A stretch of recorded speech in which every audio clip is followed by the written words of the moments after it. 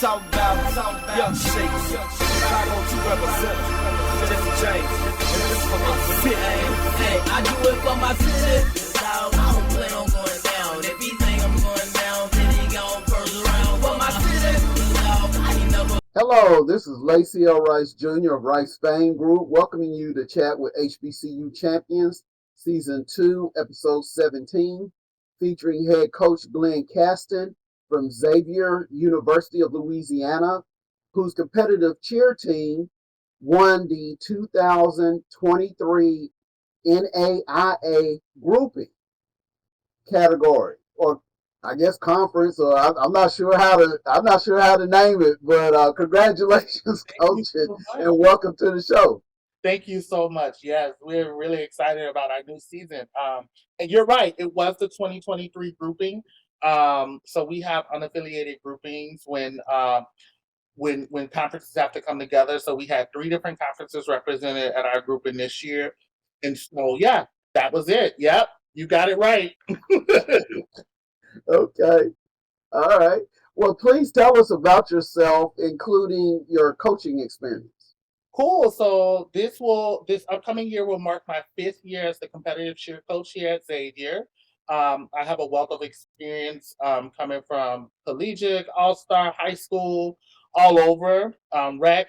So all of those experiences come together, to help make a championship team, and so I'm super excited. My full-time role here at Xavier is I am the social justice and inclusion officer, and then I'm the head cheer coach. So I will be remiss if I didn't say I have tons of staff on my staff this year. So I have a wonderful staff this year compiled of some alum who started with me 4 years ago, and now they're moving over into a coaching capacity or GA role. So I'm super excited to have those group of young people following in our footsteps. All right. Great. Glad to hear that. And tell us about your team. I know you had started talking about your coaches, but who are some of your key athletes, some of the accomplishments that you've had this year? And please talk more about those coaches. Absolutely. So this past year, right, marked our 4th year competing. Around 4.5 years ago, we decided that we were going to have a competitive cheer program here at Xavier. And so that required me as a single man person to go out into the world and recruit. So our first incoming class of recruits had nearly, I think it was like 35 new people coming to the university all at once. So we were building a program, not a lot of structure in place because we were trying to figure out the NAIA, we were trying to figure out the competitive cheer world. This was new to me, this was new to our athletes. So those athletes who started with me, many of them have now sort of followed and learned the leadership lessons that we instituted throughout our program. And now they're going to take on this new capacity of grooming and helping to train our next set of leaders. So we're super excited. So Teddy Reed, for instance, she's been instrumental when we won the national championship in 2022. She was the head cheer captain, right? And she was very instrumental in helping us to achieve that goal. And so she's moving into a coaching capacity. Naya Moore, who is many people forget, they forget that she was an actual student because she's so graceful and such a poised young woman. But she's moving in our director of cheerleading operations position. And then we have Madison Clay, who was a part of the championship team, and she was a captain last year. This year, I'm so happy to have her. She's now a part of the Professional Saints cheer program, and we'll be cheering with the Saints, but also coaching with our staff, along with my other coach, Alexis Hart, who is continuing on with us. This will be her 2nd season. And of course, our other assistant coach, Amber McTee, who will also be continuing with us throughout the season. So that's like I know you're like, oh my God, that's a cheerleading team. Yeah. On top of, right, these other chair people that we have in their particular roles. So we have Chase Hubbard, who is our extraordinary recruitment chairwoman. She was a cheerleader. She'll be graduating this year and hopefully moving into a staff role after this year. But she has transformed the way that we've done recruitment and looked at recruitment for our program. We have Leah Galbert serving in a capacity as our academic chairperson, who is also a student, but she's a chemistry pre-med student. And she is good, okay? So we have her helping to mentor these incoming athletes as well as our social media team. We have we've instituted, right? So in our program, as you probably can tell, like there's these robust leadership streams that sort of start to ebbs and flows that start to flow into the other adult staff roles, essentially. And so that's what I really wanted to institute as we built the program, was that I needed our young leaders to see themselves at another level, and getting them there and scaffolding them there, using their experiences either on the mat, on the sidelines, to get them where they need to go. And so I'm super excited about that. And then our two captains, I have to mention them for this upcoming season, Kelsey White and Caitlin Banks, right, who've also come up the ropes, right? So now, right, because Teddy was captain for 3 years with Madison, along with our former captain Kalina, right there. I'm talking to all these leaders, right? All these people have like really stepped into these amazing roles. But so these people have also followed in the same shadow. So Kate and Kelsey, they've spent countless hours shadowing Teddy and Madison and Kalina and all of our other leaders, Jada, who was Miss Xavier, all of these other people, right, who came up, and now is working for Gilead Sciences. She's doing some nonprofit philanthropy work with them. And so we have instituted a process in our program where our students can actually see that they can be successful at different levels, and that cheer is an actual avenue to these other pieces, right? And so I'm so happy to train these young adults and really welcome this next group. We have another senior who graduated this year, Cyrus Riddle. He was new to the team last year, he had no cheer experience, but then I always tell him, do you love cheerleading? He came in, he learned the ropes. We taught him from scratch how to do everything, so he's been instrumental. He's moving into a GA capacity this year as he seeks to go to medical school and things like that. And so we have all of these big people playing key roles. Last night, Mr. Lacy, I was on the leadership call meeting, and literally it started at 6:30. We ended at about 8:30, because every week we're meeting, right? Because we're building our program. And I was so floored because I was taken aback, because I remember 4 years ago when it was just me. I was the leadership team. I was the leadership team in here in my office, planning out the next recruitment trip, doing this. And so it's good to hear, even calling it out right now, how these young adults are stepping into leadership and how they're going to lead the next generation of Xavier children. So that's so exciting for me. Wow, that's amazing, especially with all the young people who are still students, learning the ropes of being in coaching capacities, leadership capacities, and the size of your program. I know there are a lot of football teams and basketball teams that are probably envious, just due to the sheer size. Right. I mean, we have 50 athletes right now. So Wow. we have 50 athletes for next year. So it is a lot. And so we need these robust leadership people to be in their roles so that our athletes can resonate with these leaders and to learn from them. So, yeah. Wow, that's amazing, and that's commendable that you're training people, as they're in the program, to take on these leadership roles, because that's as a former coach, as a former head coach, I know one of the things I took pride on, and some of the other people who I've coached with took pride with, was being able to train future head coaches. Yes. That's the goal. That is absolutely the goal. I always tell people, the cheerleaders get mad when I say it, and the leadership team was like, Coach Glenn, stop talking like that. But I'm like, I'm trying to train somebody for my job. Who's going to be the next Coach Glenn to take this on? Where all I'm going to be doing, if I'm working at Xavier, and hopefully I am, because I love this place, I'll be in the background saying, "Oh, I know a seamstress who could come and help with that problem," or I know, I want them to be looking at me as that resource because the next generation will have to now take this on and lead the charge. Right, right. Wow, that's fantastic. That is fantastic. And Yep. so, tell us about your conference and your competition. hmm So right now, right, so we belong to the Red River Conference. And so uh unfortunately in our Red River, and we're trying to grow. Certainly we have other schools that are coming up in the ropes for competitive cheer. Right now, the Red River Conference doesn't have enough teams in that conference in order to have its own regional qualifying event to get us to national.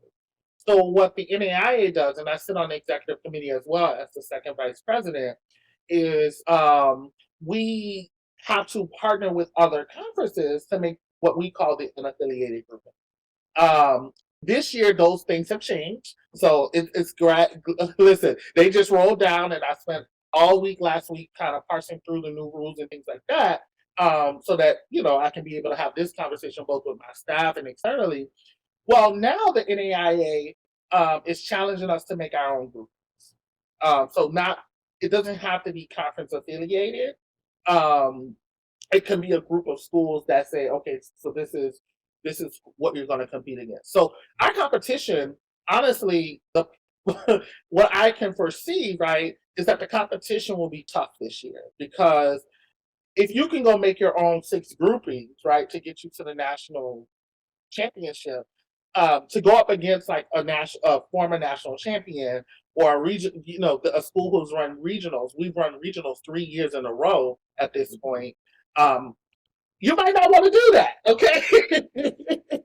So coaches and athletic directors are certainly making those choices right now because right, the ultimate goal of all the institutions is to make it to the national championship and to have that national championship experience.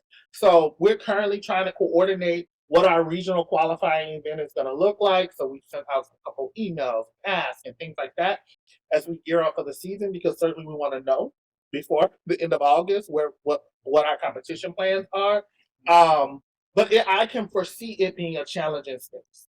I can foresee, right, because some of the top ranked schools are also in the same position where they don't have enough in their conference to create a full conference. I'm just thinking about Dickinson State.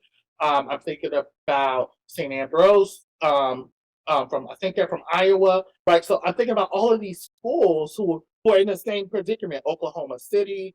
These are teams. Our teams have ranked in the top five, or the top teams in the country in the last 3 years. So I say that all to say that we have a very steep hill to climb this year in terms of making it to that national championship. But I welcome the competition. And what I think by having this structure in place is that our team will be better prepared for it because they're going to be ready to take on that challenge. In fact, they're ready now because they move in tomorrow to campus.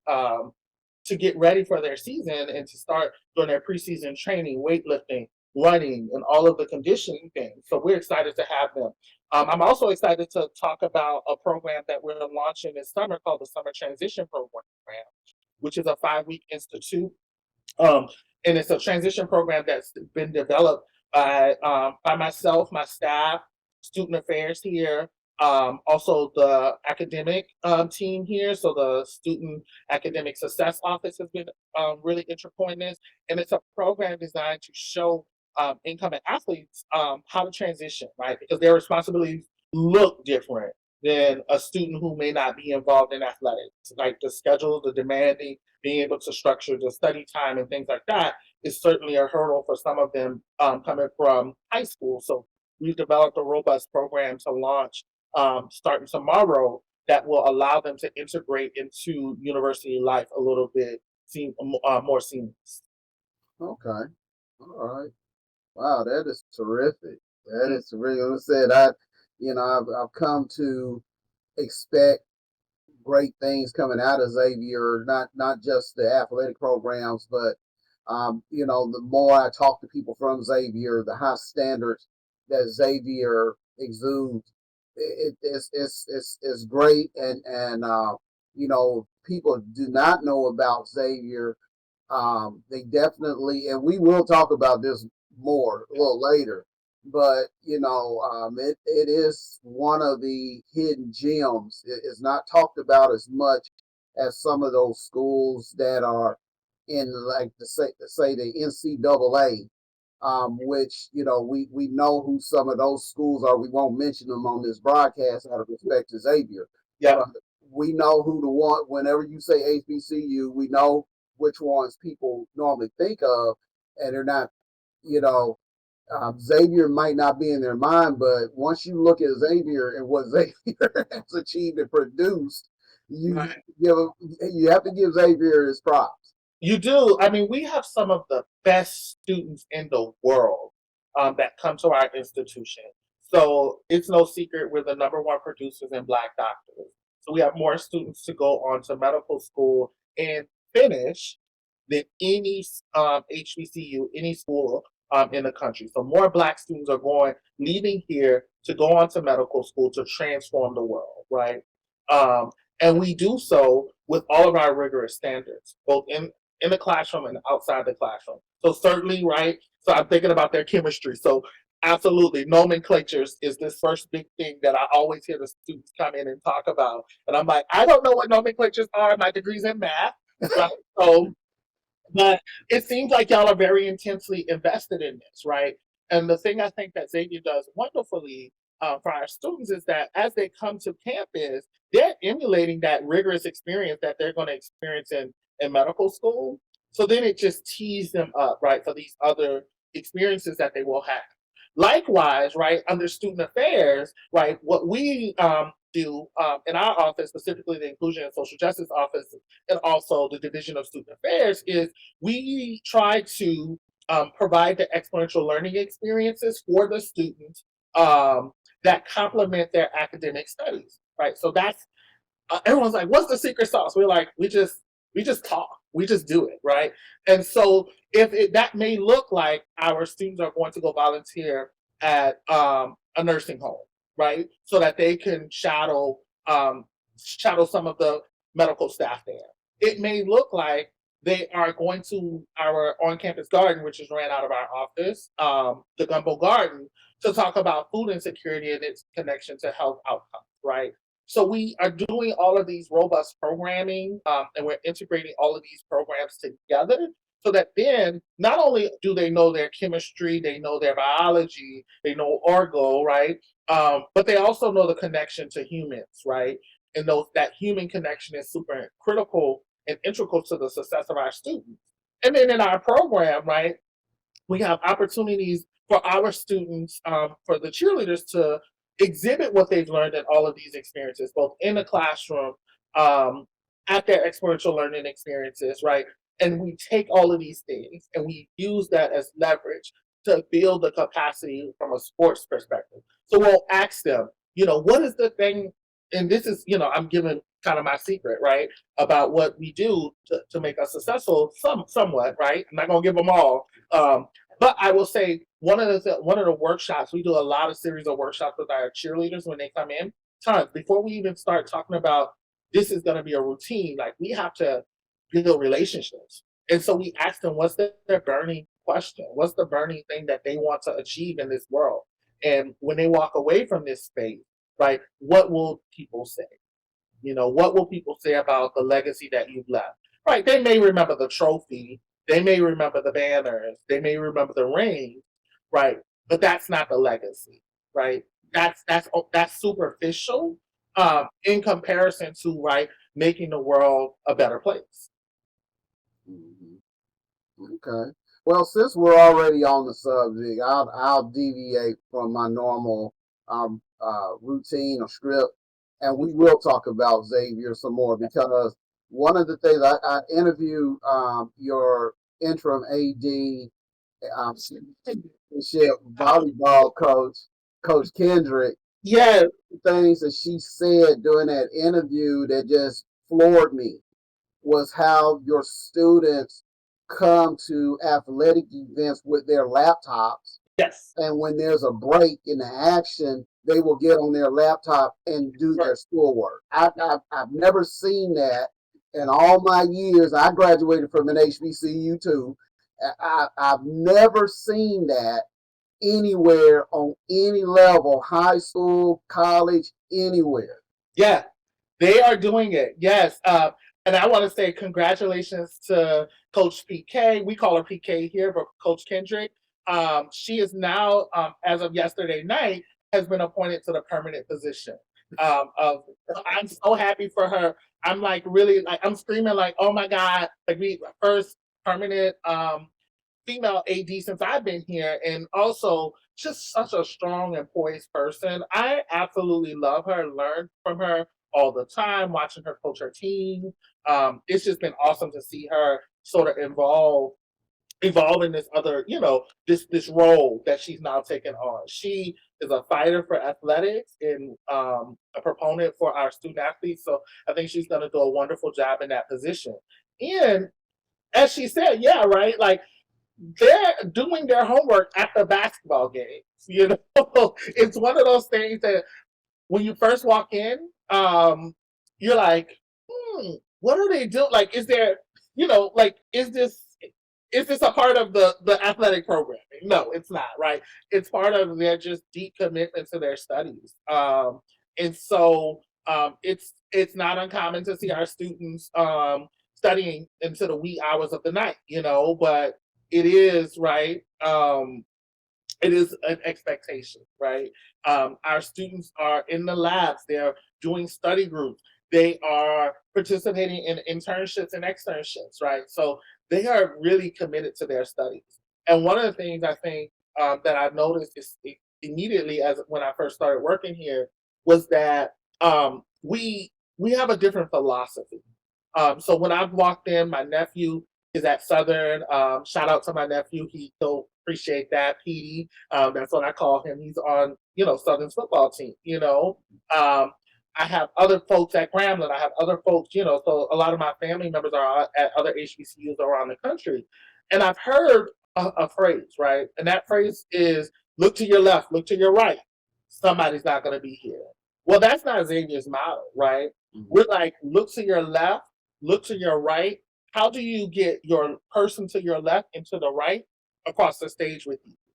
That is our philosophy.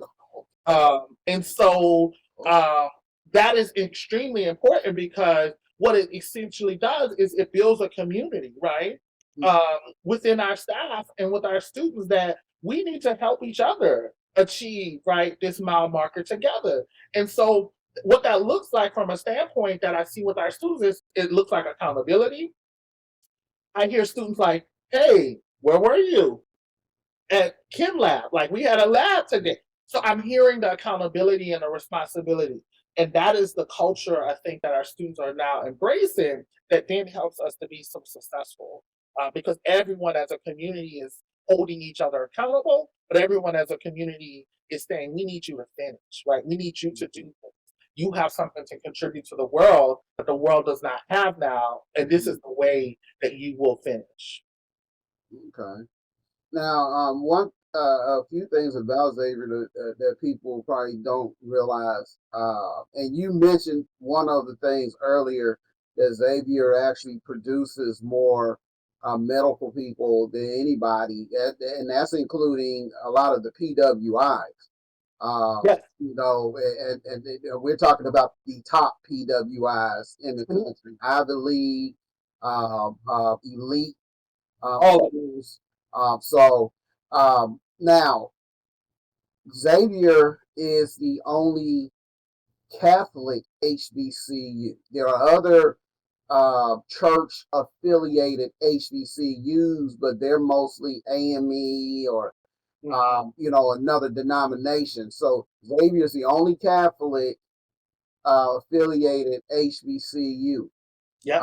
And so that kind of puts it in line with like Notre Dame, like Xavier of Ohio, and schools like that. So, is that a big deal there? I imagine that they have mass on campus and things like that. Yeah. the actual office, right? The Office of Campus Ministry actually reports to our office, the Office of Inclusion and Social Justice. So faith and spirituality is certainly a fabric of our university. And so a lot of people with the number one question I get from students who are interested in Xavier is like, do I have to be Catholic to go? You know, no, you don't have to be Catholic to go. However, the Catholic, this is a part of us, right? Like the Catholicism, we believe, we go to mass, we do these things, right? These traditions, and we also have interfaith sessions as well. So we find ourselves in kind of ensuring, right, that we're providing this inclusive space that while we're certainly Catholic, right? That is who we are. You don't have to be Catholic to be here and to have a faith life and to have a part of your faith be a part of the fabric of the institution. In fact, our Black Catholic Studies right now, we have a couple programs going on campus. So we have folks who are defending dissertations and things like that through the Center for Black Catholic Studies on campus currently. So these are, this is the fabric of who we are, and we love that part of who we are. And we love to share in faith, and we love to make sure that folks understand, right, that the faith walk is an individual walk. And we're walking it, and we may walk it differently, right? But it's all in the vein of creating this just and humane space, because that's what faith is about, right? Honoring our brothers and our sisters, and making sure that we're creating a life, right, that lifts and empowers. And so we're absolutely love that part, that we're the only historically Black college that's Catholic. Mm-hmm. Say it everywhere we go. We love that, right? We speak to our campus ministry staff all the time. They're part of our ceremonies. They're part of the traditions, right? So we have Black History Month convocation, and they're certainly a part of that. We have all of these other pieces, right? That interweaves the Catholicism practices within, right, our program. So yeah, absolutely. Okay.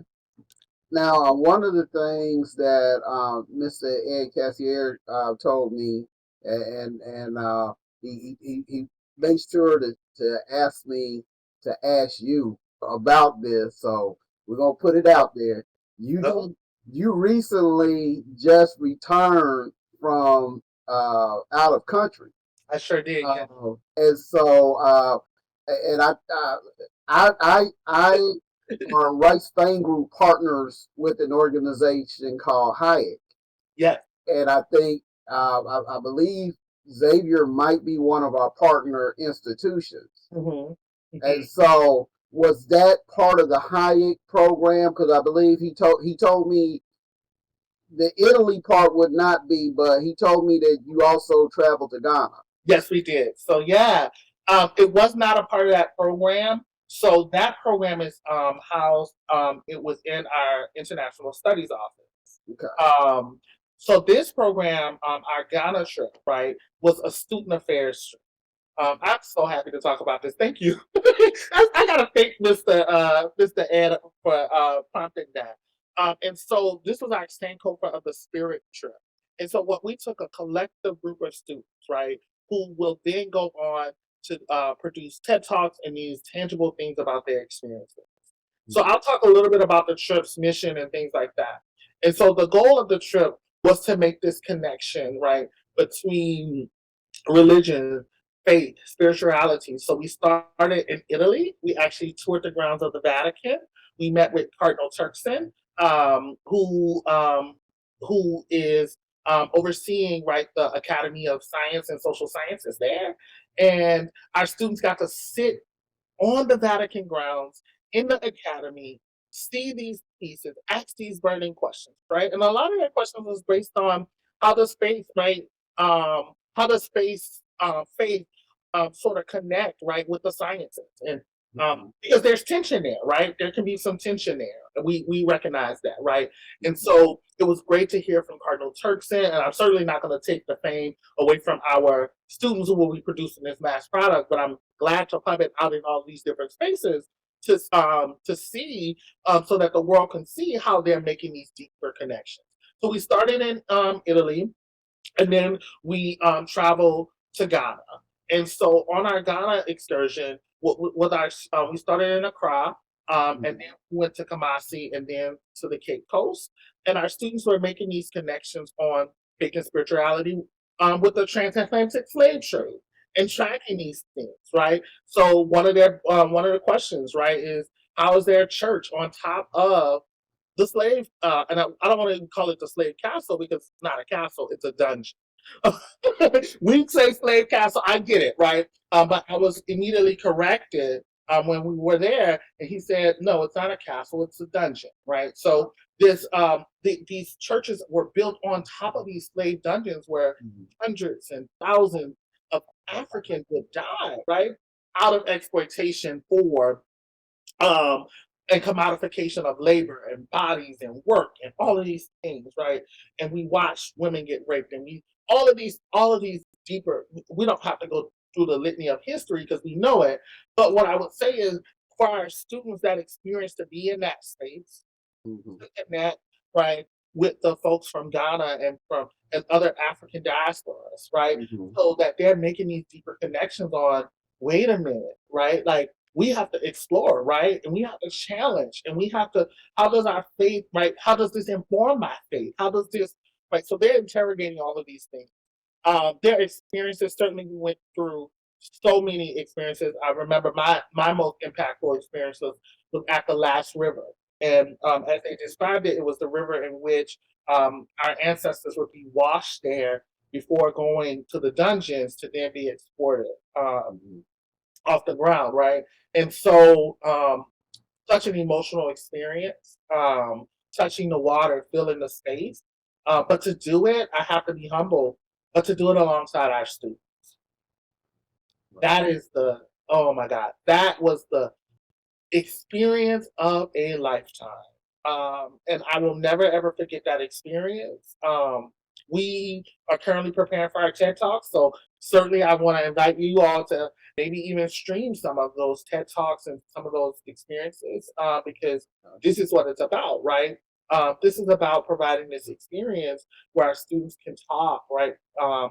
With a learning experience that's not just written but heard, right? And so one of the questions we asked the students to think about was, how does these human relationships, how has your connection with human relationships changed from this experience? I mean, we were there for 12 days. So they got a chance to engage with folks, right, from all different regions of Ghana. And we got to explore what those differences are, right? So we went to the Kente village. They watched Kente thoughts be made, so they learned the history of that. So there are all these experiences embedded throughout the trip that I want to hear their connections, right? I want to hear what they're thinking about. They felt convicted. I will say that. The biggest thing about it, what I saw was that they felt so convicted at the end because, one, they were challenging their own notions and preconceived notions because they had not ever had that experience. I was challenging my own, right? And so they're learning, right? We're still digesting because they did certainly recount through video and journaling and things like that. So we're still kind of putting the pieces together because that trip is just fresh. I mean, literally 3 weeks ago, we got back, and so we gave time for them to process and accept themselves because for some it was an emotional experience to hear, right? To hear these experiences, and then for others, they may have heard the experience before, but they never experienced it, and so so there's this wrestle and this tension that's going on. But we're so excited about it, and I think as an HBCU collective, what we did find out was that other HBCUs with the organization that you in the program that you just spoke about were there.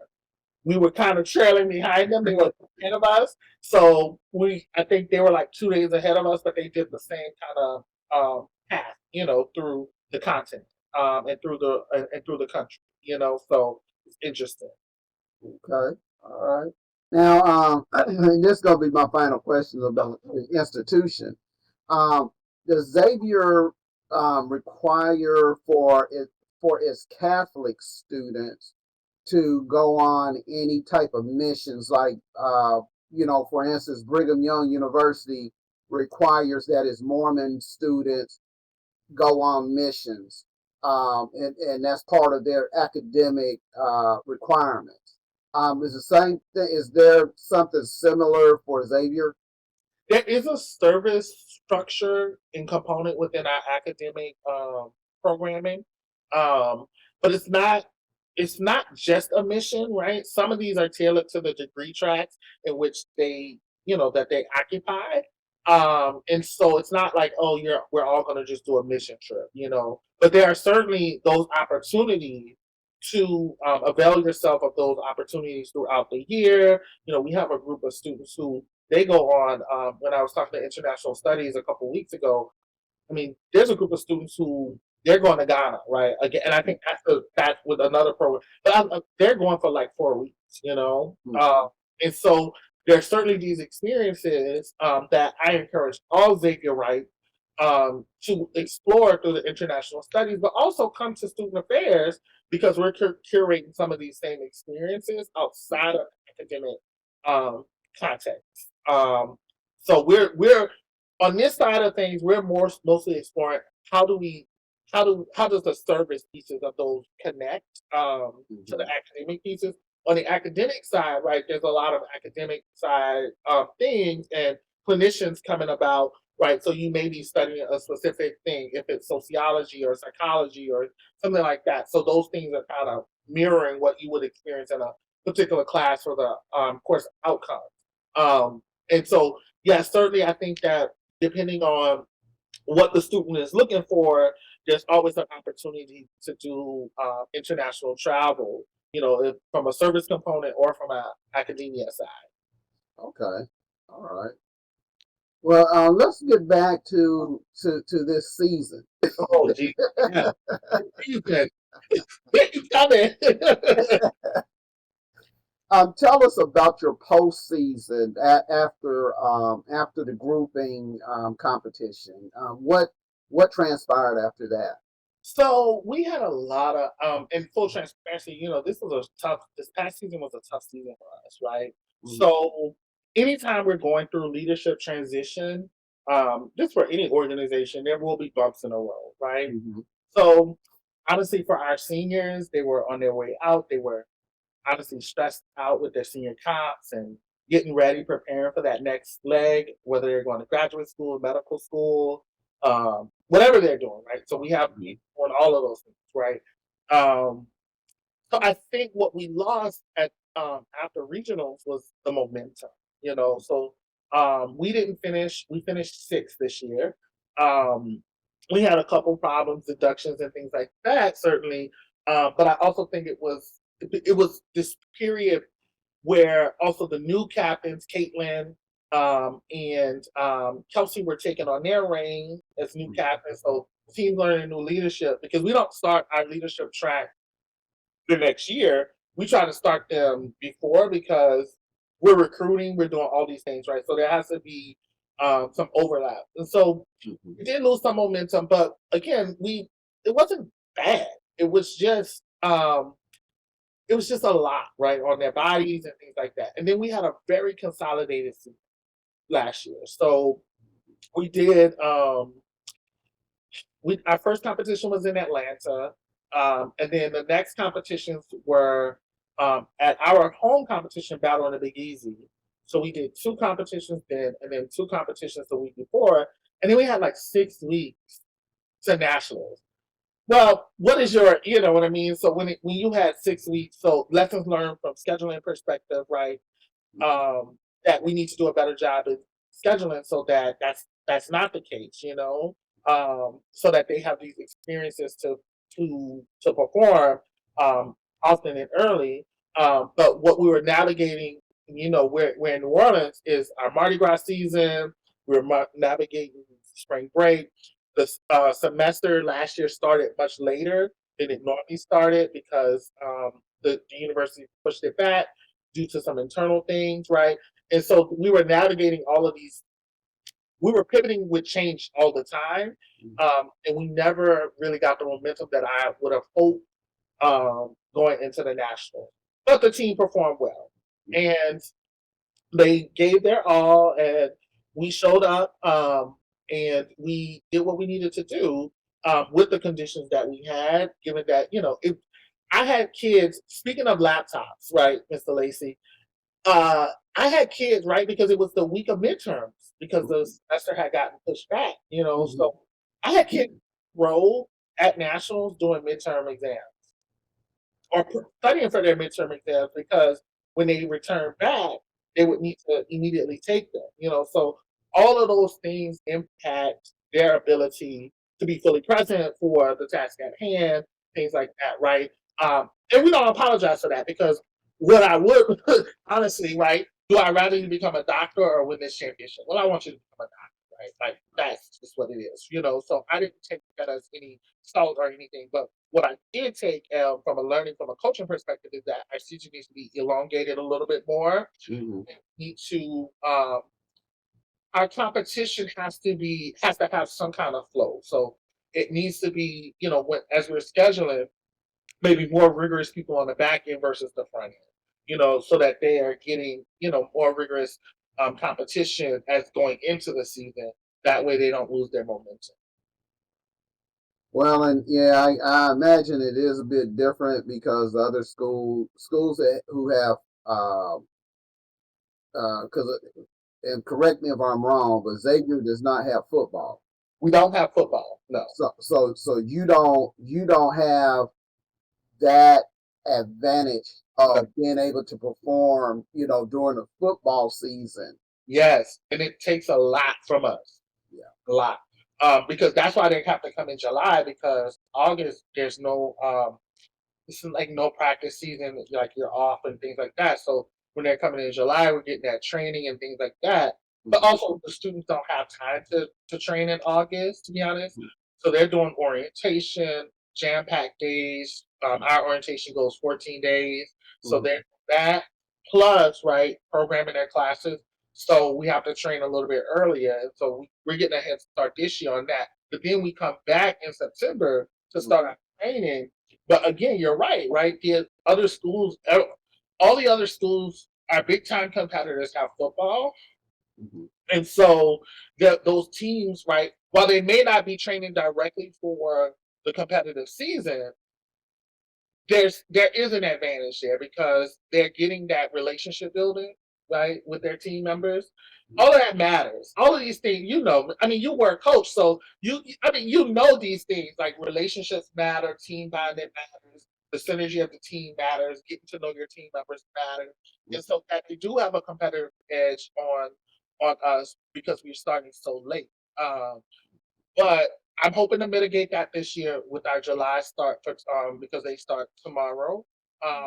Starting their conditioning and training with our conditioning and training staff and things like that. And then we're going into a camp at the end of July.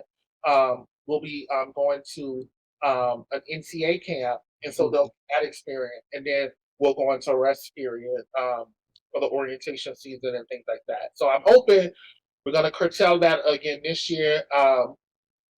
And also, I'm hoping that the talent, right? So I can't leave this out to talk about the amount of talent that we have coming into the program.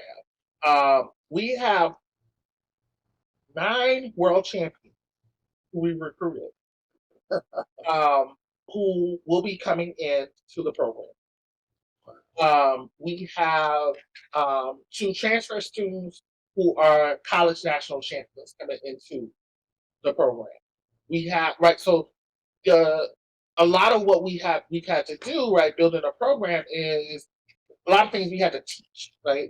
But some of what's coming in now is that some of it's just they have the skill set, so now we can focus on what we need to focus on. So recruitment matters. Shout out to our recruitment chairperson Chase again for all she does. I mean, we're already recruiting for 2025. Just FYI, I mean, like the class of 2025.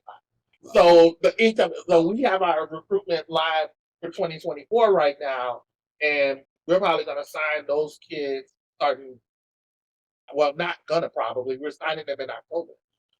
October 14th is going to be our first signing opportunity for our incoming 2024 class. And then 2025 is already in the works. So our recruitment chair and our recruitment team does a wonderful job getting on our recruitment pipeline, meeting with them. I mean, we start as early as 8th grade talking to them. We have a clinic coming up. So anybody interested in our clinic, please go to Instagram. On Eventbrite, it'll launch on July 15th, but this is a wonderful opportunity to engage with the recruitment, see the campus, go to some of the classes, right? So we are so excited to have all of these opportunities where we are able to sell our program so that people can see, oh, dang, yeah, I really want to be there. So yeah, and I'm seeing Sandra in the comments. Thank you, Sandra. Much blessings to you. Thank you for that. But yeah, so we're creating and curating these spaces to continue to grow the program. Okay. And since you mentioned those signees, your new people, what do you look for in your prospects? Right. So, everyone looks for talent. That's important. But talent without integrity is nothing. So our recruits, the folks who finally get to sign, right? Because it's a long process. It's easy to be like, oh my God, I'm going to talk to Coach Glenn and then I'm going to sign, right? Mm, that's not true, right? Um, so what we try to think about is what are the pillars of our program?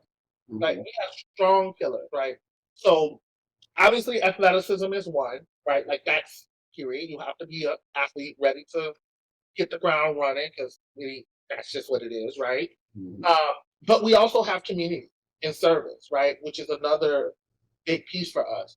So you have to be vulnerable enough, right, to be able to serve your community because a lot of what we do within our program in these off seasons, when I'm telling you August is kind of dead, they're getting ready to go and read these 3 books, and I'll grab them for you at one of our nurseries, right? So they're going to go and deliver their dolls. So we have 4 African American dolls that was that have the cheer outfits on, and they were produced by Origin B Dolls 2 years ago. We launched a campaign called the ICE campaign, and so this ICE campaign has kind of carried us through some of our service opportunities because no one wants to let it go, right? So every day I'm getting a call, hey, can y'all come out of my school? Can you come talk to me, right? Because the ICE campaign is a campaign that talks about and letting our young African American males and females know that you matter.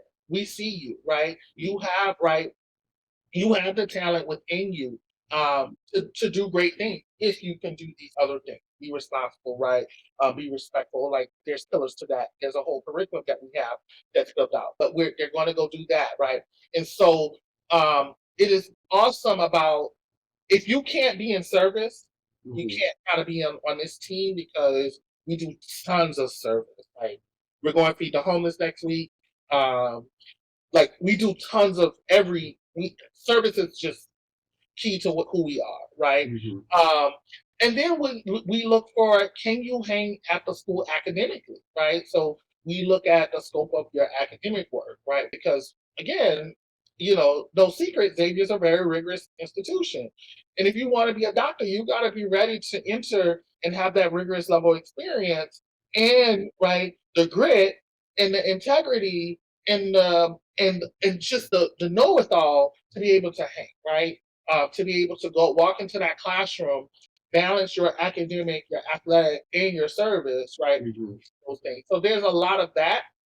And then we also look, just FYI, for what positions are we going to actually need for the year? That's a big one. If you don't have top girls and bases and the right people, or back spots, and you need back spots, you can't do it. So sometimes, this was the first year, this past year, I had to turn somebody down because we just had way too many. She had the tumbling skills, and I felt bad. She had the tumbling skills and a commitment to service. And I felt so bad because by the time I'm like, I really want to, but then, okay, we don't really need that position anymore. We have enough. And so it's hard choices, but that's a part of the recruitment. And the other thing is we offer scholarships, right? So Mhm. we offer more scholarships than any school in the country for cheer. Right. We know this, right? So this is again going back to a standard barrier, right? That the institution is. Um, we that's something that's something that my program should be really proud of. That we built in a scholarship model that allows us to offer more money than D1 schools. So I was talking to my colleague at one of the state schools. Not going to name him, obviously, who's like, and they're good. They're a really good program. They have a good showing, at these larger competitions too.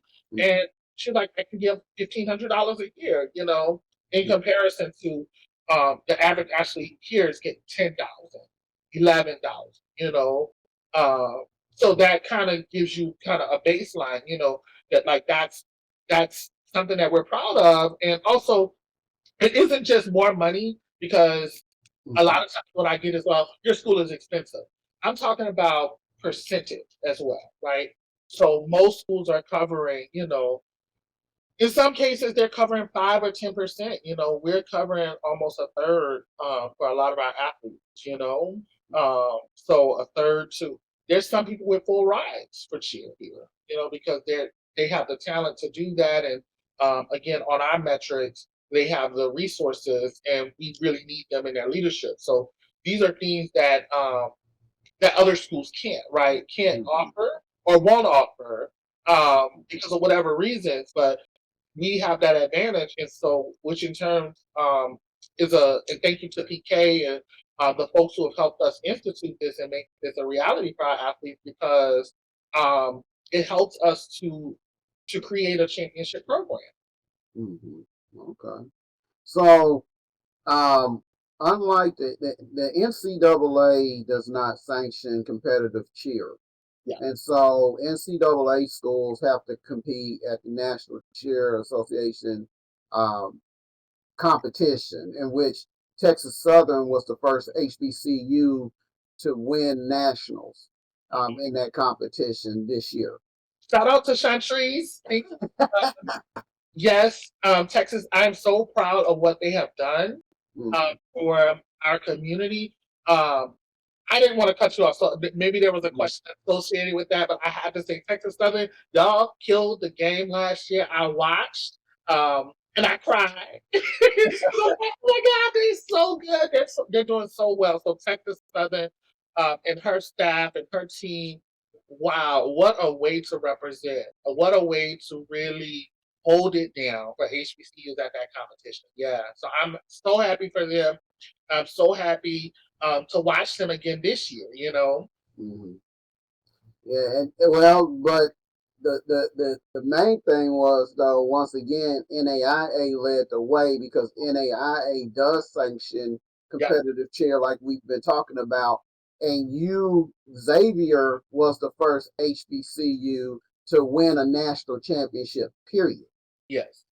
And so and we interviewed you last year, and much props to you, and so 2 years in a row now we've had HBCUs winning competitive cheer, but once again, just like men's basketball, women's basketball,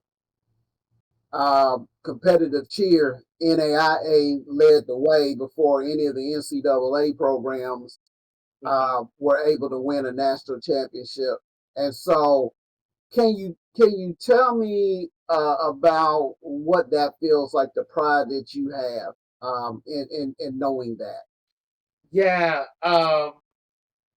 Well, so I have a lot of feelings that come from that experience, right? Yeah. My vice president of student affairs, VP Wright, always says to me, he's my mentor, right? I learned so much from him. And my assistant vice president of student affairs, Carrie Alexander, who's also my boss for inclusion and social justice, right? They're mentoring and pouring into me so much all the time. But one of the things that I remember that both of them always say is that To be the first is hard. To break glass ceilings, it is hard because the shards of glass, when you break through those glass ceilings, it hurts.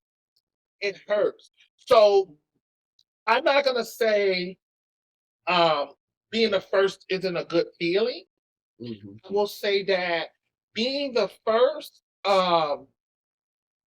is a good feeling, but also it's a point of recognition that somewhere down the line we've gotten something wrong for HBCU out of years of this sport, right? Out of years. I forget how many years NCAA was, but out of years of the sport, we're talking, these are the first times. So we have to interrogate why that is, right? We know why, right? There's systems, there's in place, right? But we also know that, right, people's image of what a cheerleader is different, right? So our styles of cheerleading have never really been appreciated at that level, right? To in that way. And there's tons of people who are changing that, right? The Black Girls Cheer, for instance, that's an organization, thousands of parents and coaches and community members are always coming together.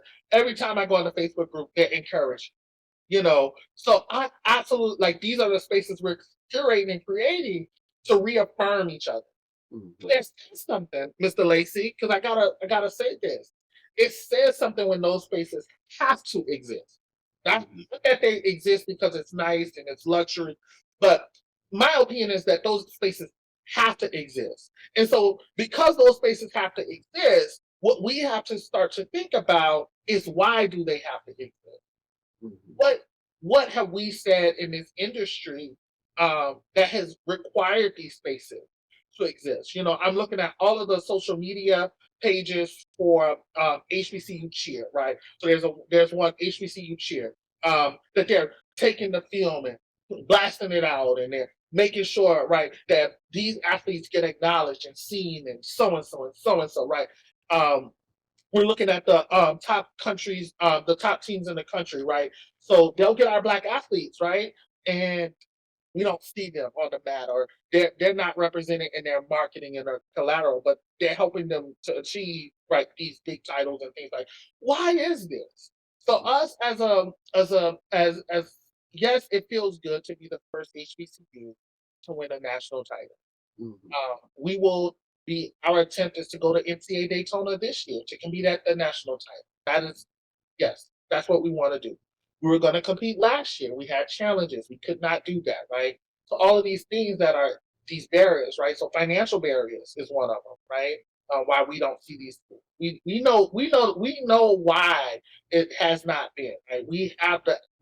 We have interrogated that, but we also have to interrogate what perpetuates these problems, and why do we continue year after year to find ourselves. So I'm in another group meet. It's the HBCU cheer coaches group meet, right? And so one of the most alarming things, not alarming, I mean, it's a positive space because coaches are there to help each other grow, learn, give resources, talk about what's coming up. But there's sort of, what we kind of created was an insular space where Mhm. coaches can can convene and be vulnerable with each other, right? From a HBCU standpoint. But there exists another question here. Why have we, these other spaces we've been excluded from, so we now have to create our own, which is not a problem because we're going to do what we need to do, right? To make sure that we support one another. But, right, to say that there's exclusion happening in other spaces is the problem, right? So instead, a secondary response is create your own space, but a primary response should be dismantling those spaces that continue to exclude. Uh, why aren't we making the rules? Why aren't we setting the standards? Why aren't we at the conversation to say, these are the pushes that we need in order to continue to make this way. Texas Southern, absolutely love them. Saw their routine. They did a wonderful job. Those athletes, I can tell, right? The passion looking at them this year. And I said, we got it. I felt this moment this year. Where I was like, we got it. We got it. We're on our way. We can continue to do this. What are the other ways? And so from my coaching friends and from my colleagues across the country, my advice to them was, let's keep going, right? Let's keep uplifting. Let's keep pulling each other up, right? Because we can do it, right? We've shown that we can do it, right? We've shown in different spaces we can do it. And I want to shout out a couple other people. I'm sorry, because this is important, So I want to shout out the cheer combine group. So there's a HBCU cheer combine. This will be the second year that they're hosting that event in Atlanta, right? So I went to that event for recruitment. Got 2 kids from that event. Was awesome. It's going to be in December, right? But there were colleges and HBCUs from all across the country that came, their coaches to recruit from this particular clinic. I mean, she had hundreds of people. I mean, the gym was full. I think that they didn't anticipate it to be so full year one, that now I think that they're moving the venue. But it was such a wonderful experience, right? Mm-hmm. Go get our athletes because they need to be loved in our spaces, right? There's something to say about an HBCU, to be honest with you, that I know can't be said at PWIs. And I went to a PWI, so I'm talking directly from experience, right? So there is a love, right, that surrounds the HBCU experience that, unfortunately, it's not that, and I'm not talking bad about our PWI friends, because they are certainly, helping to move the needle in terms of us making equity at all levels, right? So I'm encouraged by the president of Tulane, who put out a statement after the affirmative action decision by the Supreme Court, who said that we will continue to diversify our enrollment, right? That's not going to stop us, right? So I'm encouraged by those presidents who have stepped up, who have now said, no, there's space. No, we understand the reason, right? This was put in place, and that in itself is remarkable, right? To see white allies and non-POC people stepping up to the plate, right? And what I will say, we have to also, at the HBCU level, right? Because when they get to these spaces, the president won't be able to protect them from the isms that exist within students and faculty and things like that, right? So they are experiencing ism, right? They are experiencing a different level of experience that, not to take away from it, but at an HBCU they would not experience, whether it's microaggressions or whether it's over racism, right? So we here at HBCUs have curated a space of love, right? What I noticed, I mentioned my nephew earlier at Southern, right? Every time he messed up, or every time because they mess up, they're teenagers, they're learning how to be adults. All of them do. It don't matter if you're at a PWI, HBCU, it don't matter. All of them do. All of them mess up. They make bad choices. They don't, But what I learned is that my nephew at Southern was receiving, right, the love from his professors and his coaches, so much so that he felt he could pick himself back up, and it wasn't doomsday because he made a mistake. And so what I've noticed here too at Xavier specifically is that's the same love, right? So we're like, get back up again. You then fell down, right? Get back up again, sis. Get back up again, brother. We're gonna pull you up. I might be hard on you from a coach's perspective, and I might have to have a real conversation with you, right? About how you've shown up. But I love you. And I want you to be successful. And that means if I want you to be successful, I'm going to do everything in my power to make you successful. There have been times where I've gone to the dorm rooms of my student athletes, and I'm sitting here like, you didn't got a bad grade on that test. You sulking. I can tell on your face, right? You didn't do so hot. What are you going to do about that? Are you going to sit here and allow that one grade to defeat you? Or are you going to get back up again, go to the professor's office hours, learn the material that you don't know, because it's obvious you don't know it, and then apply it so then you're better later? And so there's those intimate relationships that happen at the HBCU level. and there's some cultural connections that happen here that can't be emulated at at a PWI. You know, the HBCU homecoming experience is one like no other. You know, so and that experience is rooted in love, right? To see alumni come back and give back to their institution.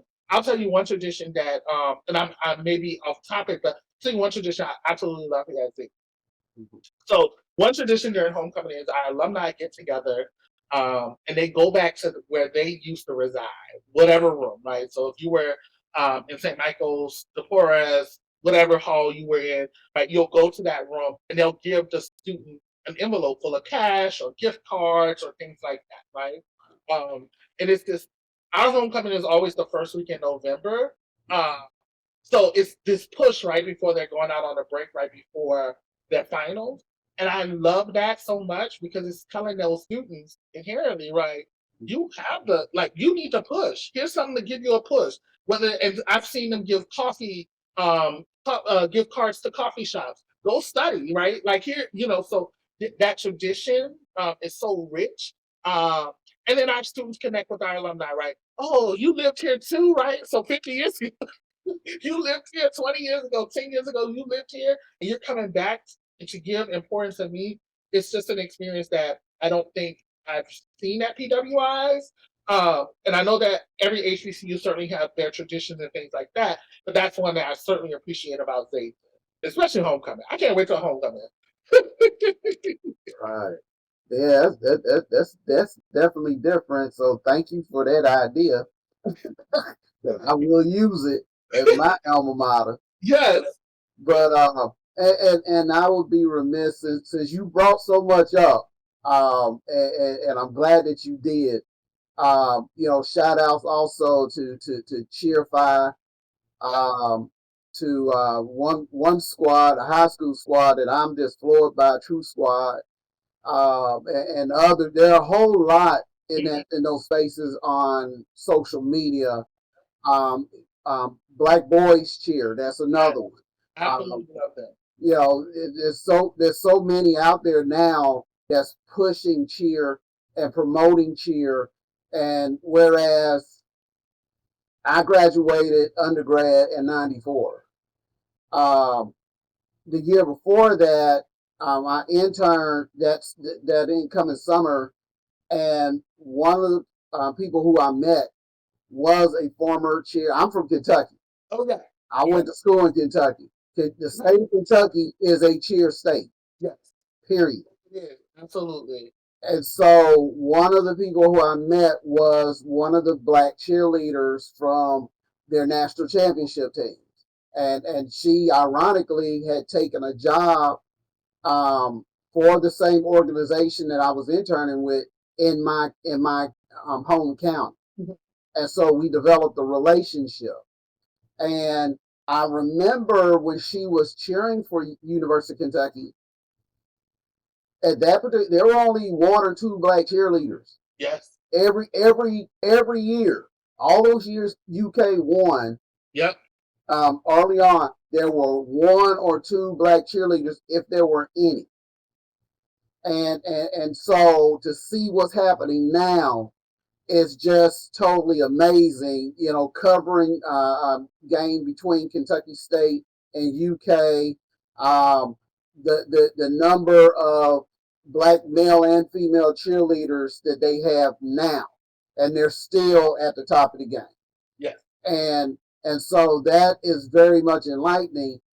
And also one thing that elates me is, of course, seeing our HBCUs become more involved with cheer, because same thing, I used to question that. Hey, how come we don't see y'all at NCA, or how come we don't see this and that? And not knowing, I had to be educated by the cheer coach, cheer sponsor at my alma mater that, our conference has a competitive cheer competition, and we won it quite a few times. But it was something that the school promoted, that they were winning and all that. So, what ended up happening was we had a very good cheer competitive cheer coach who came in, who replaced her, and he was thinking that he was the first competitive cheer coach in the school's history, just because of how everything was set up. It's like, nah, bro.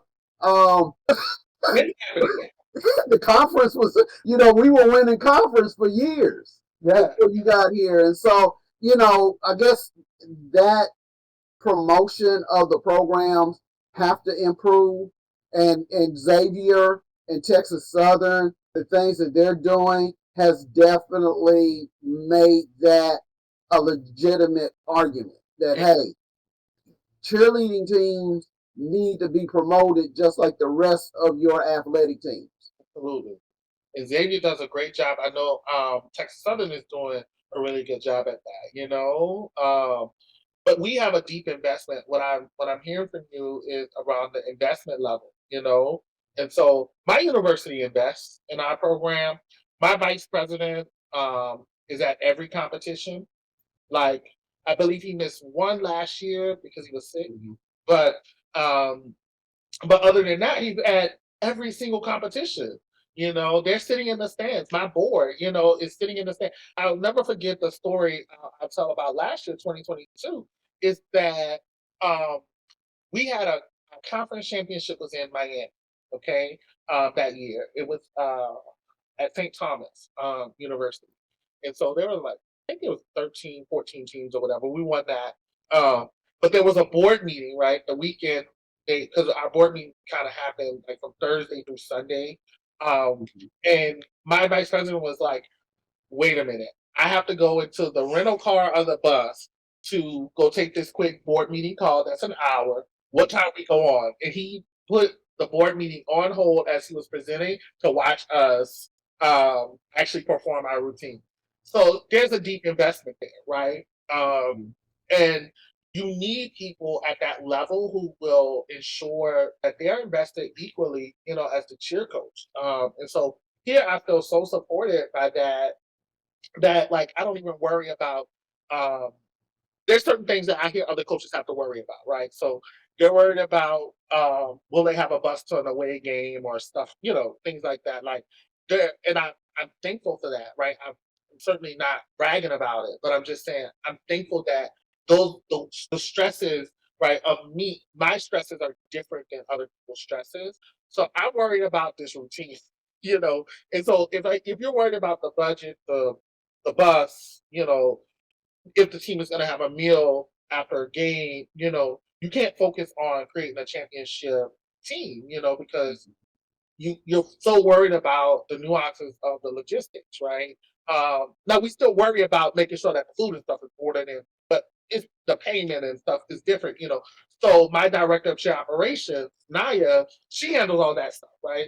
And she ensures that I have the opportunity to coach. So she's like my right hand because she removes she attempts to remove the daily distractions that can get and impede in the way of really that thought work that's necessary to be a successful program. So we're getting ready for camp. I'll tell you what, just she's like the call sheet will be done. She's called all the restaurants, she's ordered all the food, she's all the things like that is already done. Like she just sent me the itinerary. She was like, can you just approve of this so I can get this process?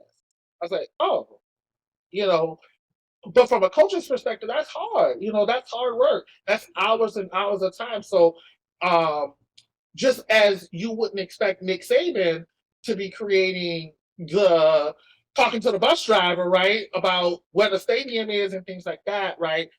Uh, my director of share operations is ensuring that I don't have to take on that. Now, sometimes obviously you have to intervene as a head coach to make sure things are happening and getting done, but um, but I don't worry about those things. And so that helps me in terms of the culture of what I'm doing to create, a winning routine, but also a championship culture within my team.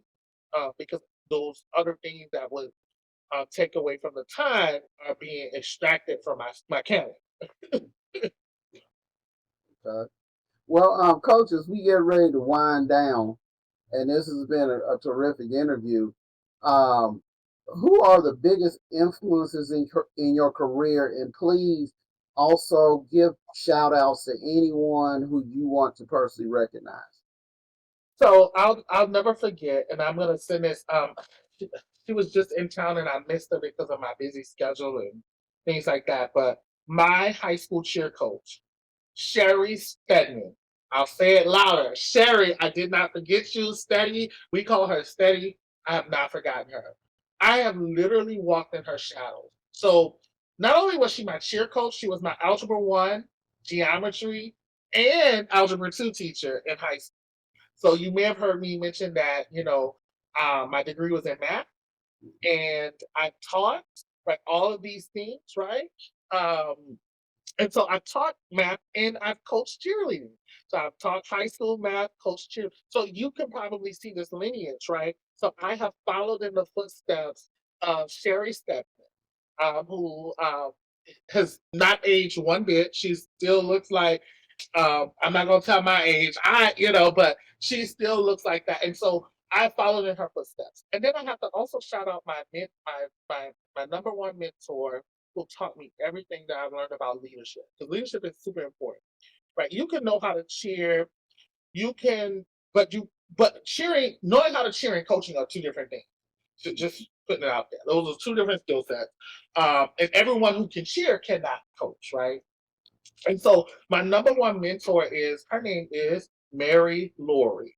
Okay. So when I became a teacher, I started, she held me under her wing at the age of 19, learning how to teach, and she never let go of me. And I absolutely am floored by her commitment to mentor me and continue to mentor me. Every competition, we have traditions. I talk to her every competition. Like I'm like, oh, Miss Lori, like this what happened. I try to tell her, and she's like, you got this, you got this. And so this is consistent encouragement, but also consistent leadership development. She was the principal of my first school that I worked at, and then I followed her, and she was the principal all the time, and then she helped me to do some school leadership opportunities and things like that. And so she's always been there to support that development, right? I knew from Miss Stedman that I wanted to do this work because she has such an impact on my life. Not only from a cheer and a math perspective, but also from a social development perspective. And unfortunately, I couldn't learn from her because she moved. She went to California. She got married. All these things, right? And then I had to learn from, not have to, but definitely appreciated having a good mentor in my corner. I also want to say to my other cheer mentor, Mark Coleman, who's at Morehead State in Kentucky. He is my cheer mentor, my good friend. He just won 3 national titles at UCA Nationals. So his small co-ed, large co-ed, and all girl won the championship. And I'm like, whoa. Like if I could just be like Mark Coleman one day, I'll be awesome. And so that's exciting to have those people in my corner, as well as the people who surround me. In order to do this work, you have to be surrounded by people who genuinely have an investment, not because they see you winning a championship, but because they know your potential. So my boss, Carrie Alexander, she comes to every competition, right? She's there all the time. And I'll never forget one of the competitions right before we won nationals, right? She touched my shoulder and she said, go get them, you got it. And I'll never forget that simple gesture, because it's those small little intimate moments that allows you to walk into a space and then command and be present and, hearing that encouragement, like this is worth it, right? And so she's always telling me like the work is worth it. And then my partner, I have to shout out Jonathan. I'm sorry, there's a lot of shout outs here because Jonathan, who is my partner, he's always there every step of the way. Coaching can be a very long and tiring job.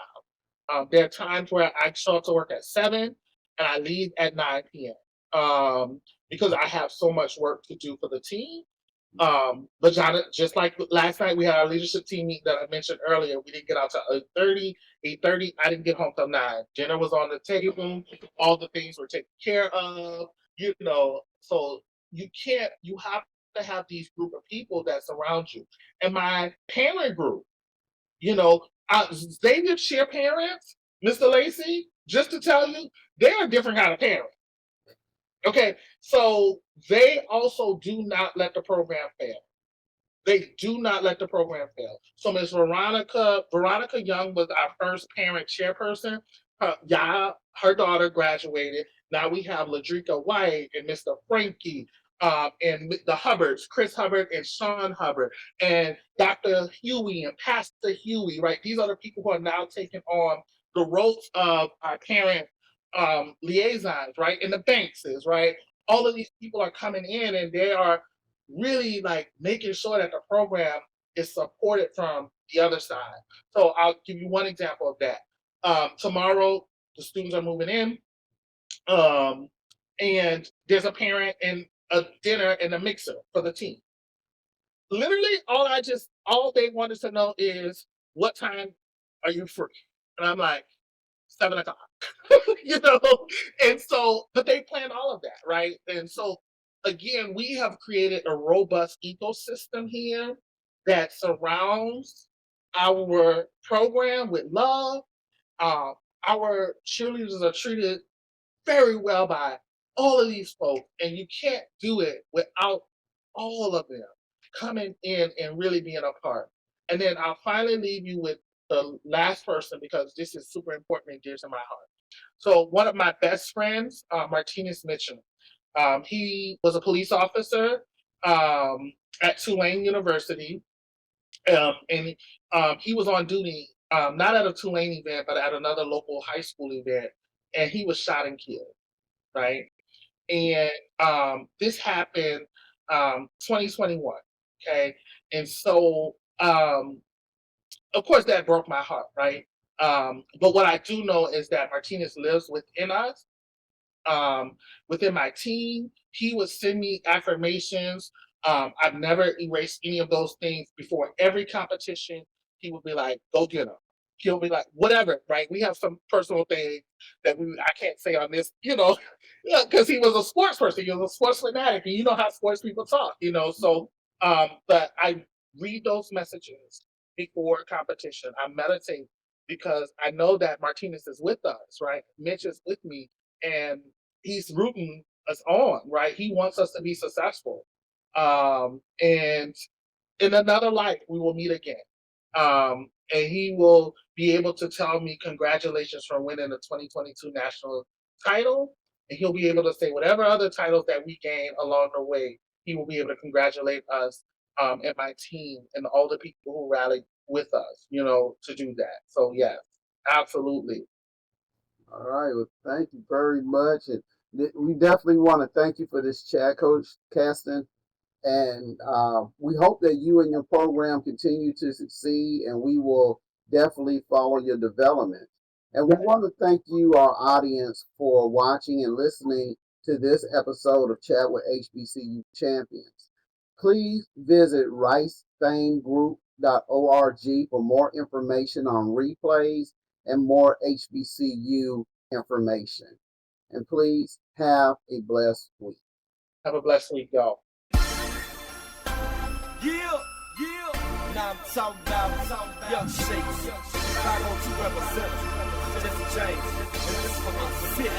Hey, I do it for my city. I don't plan on going down. If he think I'm going down, then he gone first round. For my city, I ain't never been a chump. And if he thinking I'm a chump, watch him get his head lumped. For my city, I don't plan on going down. If he think I'm going down, then he gone first round. For my city, I ain't never been a chump. And if he thinking I'm a chump, watch him get his head lumped. For my city, cause I feel like I love her so much, like I owe her so much, but supplying her touch, I will always respect her, I will never neglect her. Bet you hear her naming like every one of my records. No, I'm not stunting, ain't no future in your frontin', right? Gotta get this money, watch me get it all night. Planet flying top flight, higher than space stations. That's why I gotta grind, cause I need it and I hate waiting.